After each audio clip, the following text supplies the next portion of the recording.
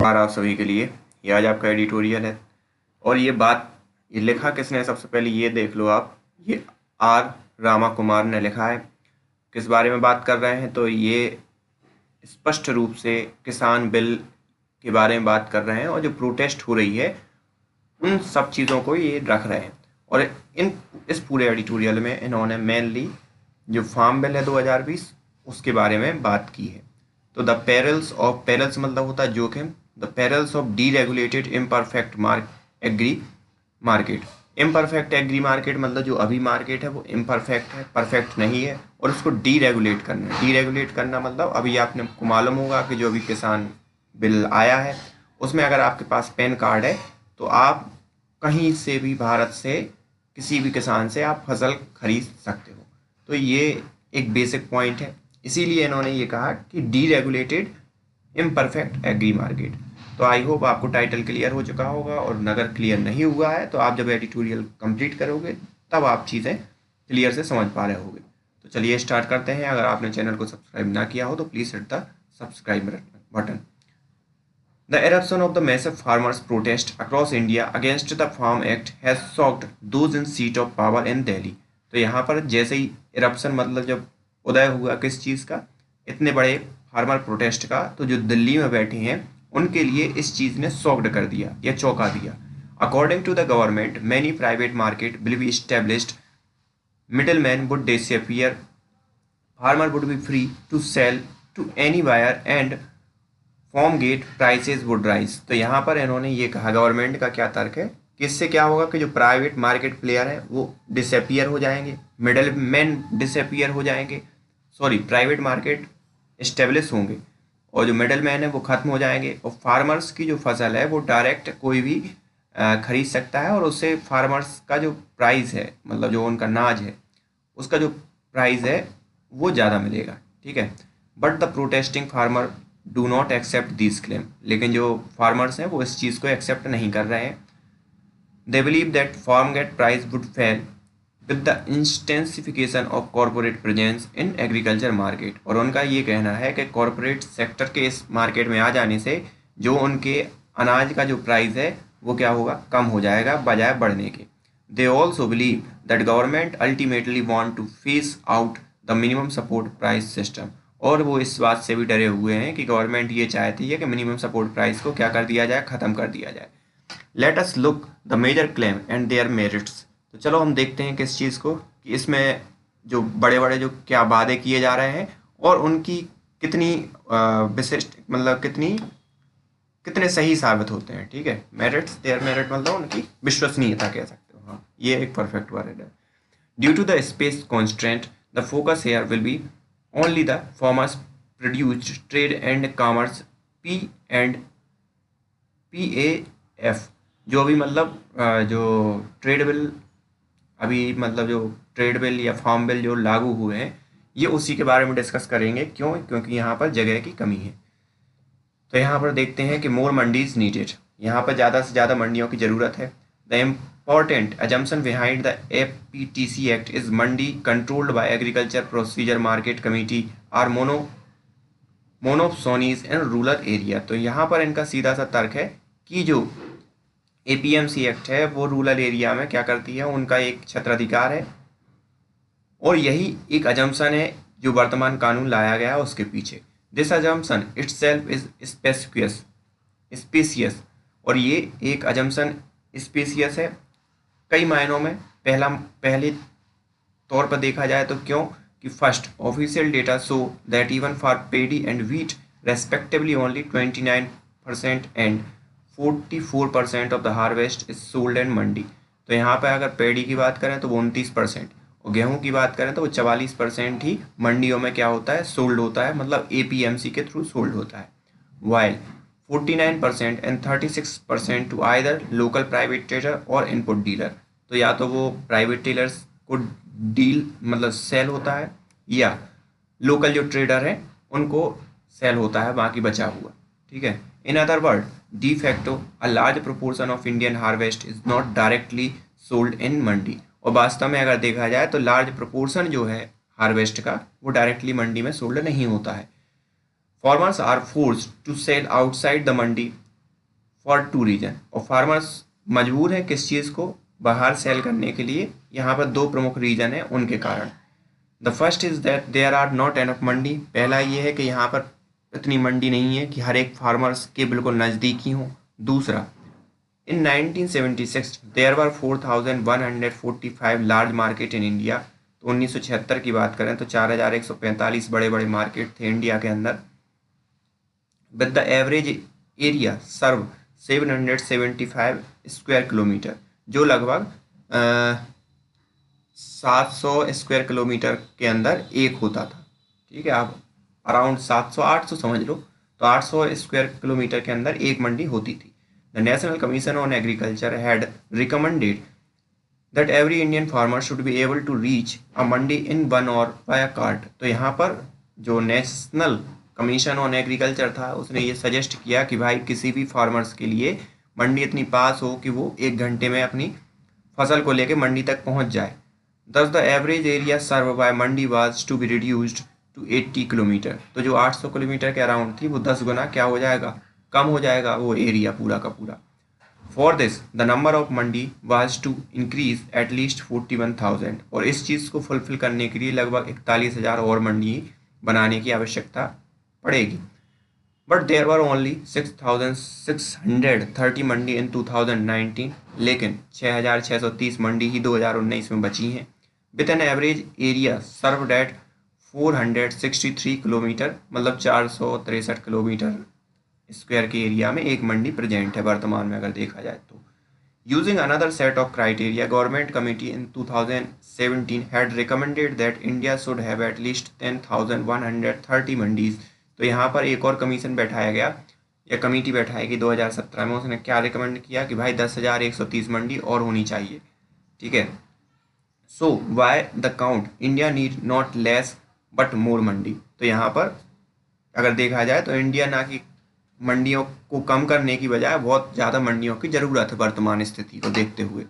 The second reason is that most small and marginal farmer given their small marketable surplus do not find it economically to bear the transport cost to their harvest to mandi. तो यहाँ पर दूसरा एक प्रमुख reason है कि जो small और मार्जिनल फार्मर हैं, छोटे किसान हैं, छोटे या मध्यम किसान हैं, उनके साथ दिक्कत ये है कि स्मॉल मार्केटेबल सरप्लस, बहुत ही कम मार्केट का जो सरप्लस मिलता है, मतलब जो उनकी जो लागत मूल्य है उससे बहुत कम ही मात्रा में उनको फ़ायदा मिलता है, और उस फ़ायदा को मैनेज करने के लिए वो इतनी दूर तक अपना जो है मंडी तक नहीं ले जा सकते, क्योंकि उनका जो ट्रांसपोर्टेशन कॉस्ट है वो ज़्यादा हो जाता है अपने खेत से मंडी तक ले जाने के बीच में। Thus they end of selling their harvest to village, और इस प्रकार से वो मजबूर हो जाते हैं कि अपना जो हार्वेस्ट है वो विलेज में ही सेल कर दें। Trader even if at lower price, चाहे वो लोअर प्राइस पर ही क्यों ना हो। If private market replace mandi, small and marginal farmer will continue to sell to trader in village itself. और जब क्या होगा कि जो प्राइवेट मार्केट रिप्लेस कर देंगे मंडी को, तो जो स्मॉल एंड मार्जिनल फार्मर है वो विलेज में ही सेल कर सकते हैं। The situation will change only if economies of the scale rise substantially at the farm level. तो यहाँ पर लेकिन ये सिचुएशन चेंज कब होगी, जब इकोनॉमी क्या होगी, एकदम राइज करेगी बहुत ही महत्वपूर्ण ढंग से एक फार्म लेवल पर। दूसरा क्या है कि डिज़ोर to the freedom to sell outside mandi already exist in many state, और ये भी एक है कि भाई जो कई स्टेट्स में जो कि आप मंडी के बाहर भी सेल कर सकते हो, ऐसे रूल्स एंड रेगुलेशन अभी प्रेजेंट है। Already 18 state have allowed the establishment of the private market outside and 13 state have allowed the establishment of the farmers market outside the APMC, और 13 ऐसे स्टेट हैं जिन्होंने अलाउ कर दिया है कि आप APMC के बाहर भी मार्केट एस्टेब्लिश कर सकते हो। Despite such legislative change, no significant private investment has flown in established private market in these states। तो यहाँ पर ऐसा नहीं है कि प्राइवेट मार्केट इस्टेब्लिश करने से कोई प्राइवेट इन्वेस्टमेंट आया हो, कोई महत्वपूर्ण रूप से प्राइवेट इन्वेस्टर्स ने इन्वेस्ट किया हो। क्यों? Private markets have emerged in some pocket for some crops but these are by no mean wide spread. यहाँ पर ये है कि प्राइवेट मार्केट जो इमर्ज हुए हैं वो पर्टिकुलर किसी क्रॉप के लिए हैं, ना कि इस हिसाब से इमर्ज हुए हैं कि वो एक वाइड स्प्रेड या व्यापक रूप से इमर्ज हुए हैं। ठीक है, तो इस कारण ये प्रॉपर इन्वेस्टमेंट भी प्राइवेट इन्वेस्टर के थ्रू नहीं आया। The reason for poor private investment in market, the presence of high transactional cost in produced collection and aggregations. तो यहाँ पर जो प्राइवेट इन्वेस्टमेंट कम क्यों आ रहा है, इसका एक महत्वपूर्ण रीज़न है कि जो कॉस्ट है किस चीज़ की, कि सबसे पहले अनाज को कलेक्ट करना, फिर उनको एक साथ लाना, इकट्ठा करना, तो ये सब चीज़ों का जो कॉस्ट है वो ज़्यादा पड़ जाती है प्राइवेट इन्वेस्टर्स को भी या प्राइवेट प्लेयर हैं उनके लिए भी।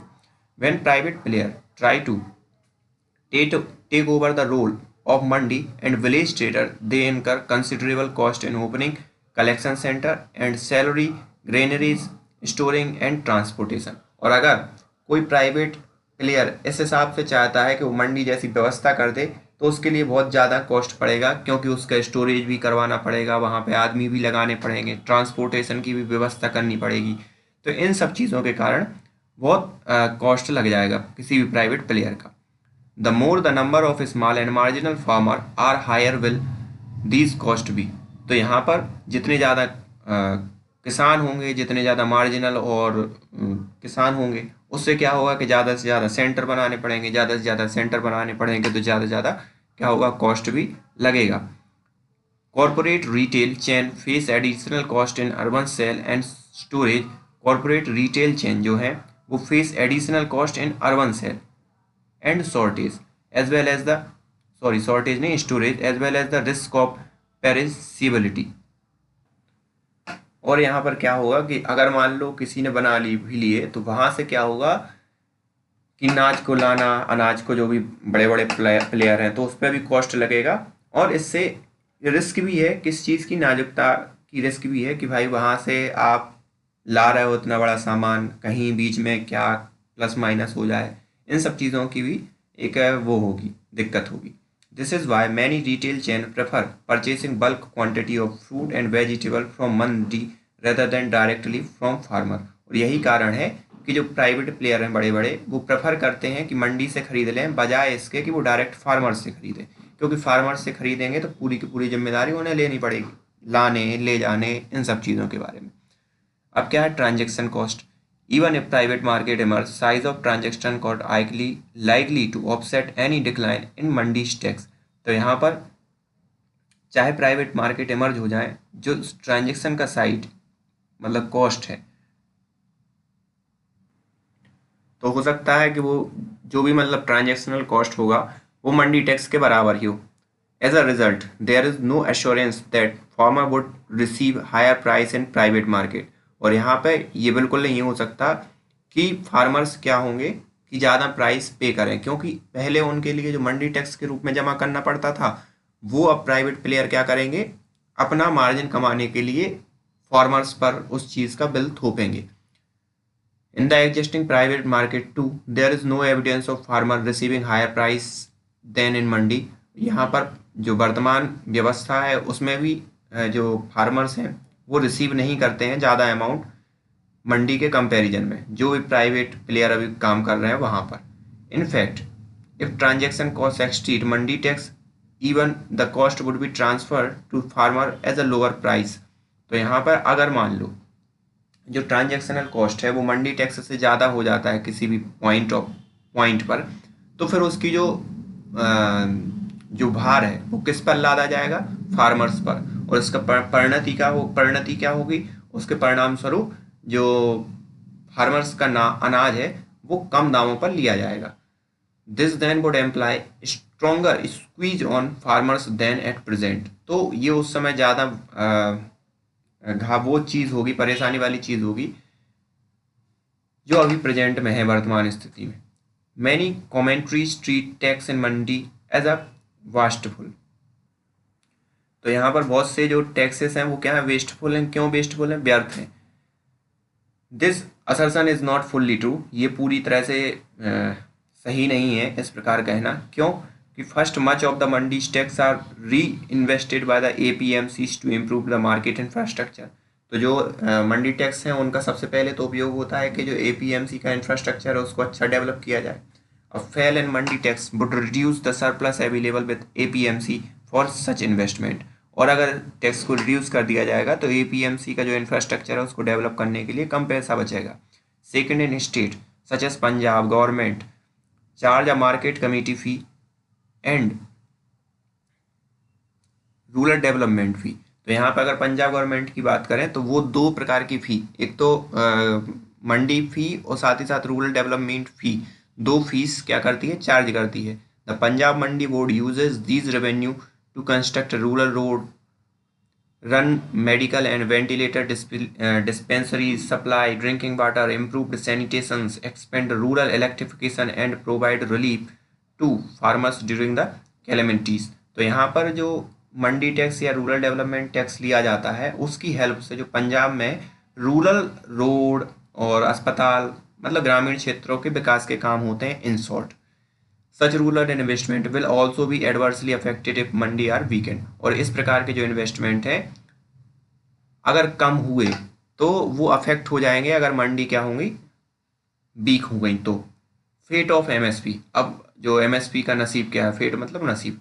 Without doubt MSP would continue to survive on paper, government will have to procure maintain minimum buffer stock. और यहाँ पर इनका ये कहना है कि MSP तो सर्वाइव करेगी ऑन पेपर पे, क्यों, क्योंकि गवर्नमेंट को मिनिमम जो बफर स्टॉक है वो बनाए रखने के लिए गवर्नमेंट तो खरीदेगी अनाज, वो कभी बंद नहीं होने वाला।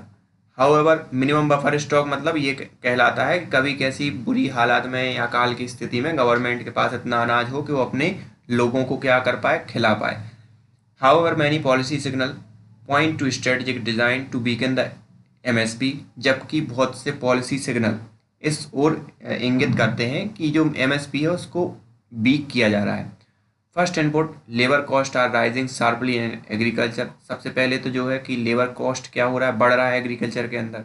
This necessitated a regular upward revision of MSP to keep pace with cost of living.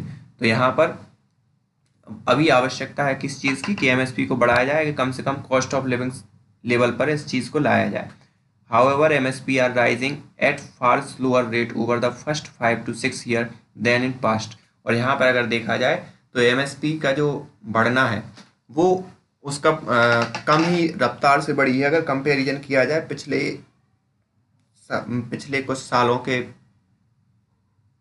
का जो अध्ययन किया जाए और इन 5-6 सालों का अध्ययन किया जाए तो MSP का जो राइज हुआ है वो बहुत ही कम हुआ है कंपैरेटिवली।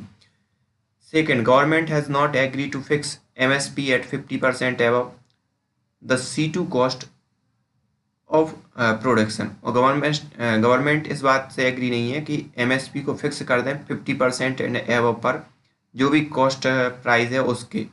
लेकिन क्या है, as a result farmer continue to suffer price loss 200 to 500 पर क्विंटल इन मैनी क्रॉप। और इस कारण से क्या हो रहा है कि 200 से 500 रुपये पर क्विंटल का नुकसान फार्मर्स को झेलना पड़ रहा है।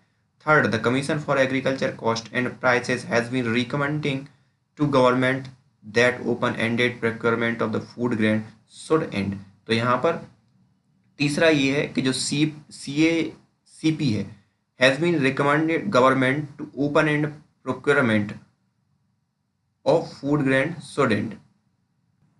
और इस कमेटी ने या इस ऑर्गेनाइजेशन ने गवर्नमेंट को ये सजेस्ट किया है कि जो फूड ग्रेन है उनको जो ओपन एंड खरीदना वो क्या करे, बंद करे। This policy stance have set alarm bell rights ringtone among farmer. और ये सब चीज़ें हैं जो हैं, जो पॉलिसी के उदाहरण जो है वो फार्मर्स के अमंग क्या है, एक रिंगिंग बेल की तरह काम कर रहे हैं। In Punjab, Haryana and western Uttar Pradesh most crop sell on the MSP through procurement centre including the mandis.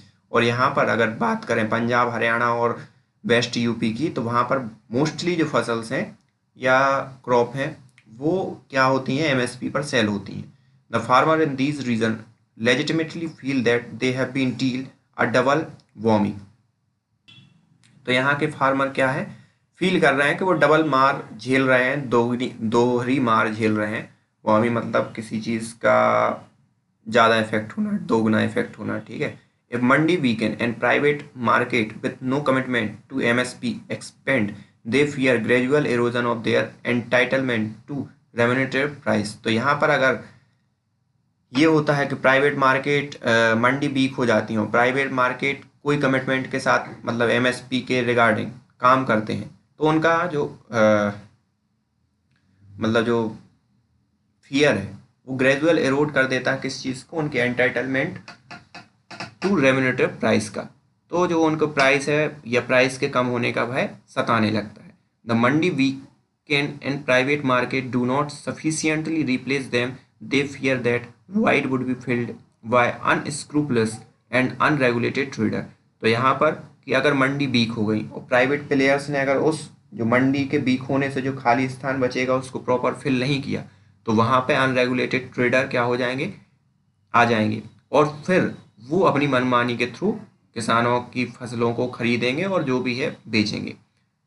As Barbara Harriss White, a scholar of India's agriculture market, once observed, deregulated imperfect market may become more, not less imperfect than regulated imperfect market। तो यहाँ पर उन्होंने ये कहा कि जो deregulated imperfect market है may become more, वो ज़्यादा बड़ा होगा, not less imperfect than in regulated market.